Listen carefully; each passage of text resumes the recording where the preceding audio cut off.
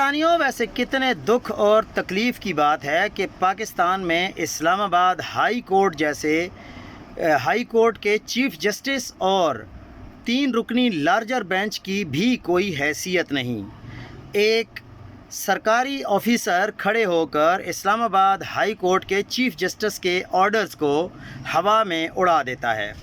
ویسے تصور نہیں کیا جا سکتا کہ ہائی کورٹ کا لارجر بینچ آرڈر دے اور اتھارٹیز کے 3 متعلقہ افسران superintendent Adiala jail, advocate general Punjab اور ایڈوکیٹ جنرل اسلام آباد سامنے کھڑے ہوں اور آرڈر پر عمل نہ ہو۔ اگر اس حکم عدولی کو اسلام آباد ہائی کورٹ کے چیف جسٹس سرفراز ڈوگر، جسٹس ارباب محمد طاہر اور جسٹس اعظم لارجر بینچ نظر انداز کر دیں گے، اپریل سے اکتوبر تک تو ویسے نظر انداز کر چکے ہیں، تو اندازہ لگا لیں کہ نظام انصاف کا یہ خاتمہ ہے۔ پھر عدالتیں صرف عمارت، اس میں چلتے پھرتے لوگ ہی رہ جاتے ہیں۔ عدالت کی اتھارٹی صرف اس کا آرڈر ہوتا ہے۔ اگر اس پر عمل جان بوجھ کے نہ ہو، عمل کروایا بھی نہ جا سکے، تو سمجھ جائیں کہ نظام انصاف کی تباہی شروع ہو چکی ہے۔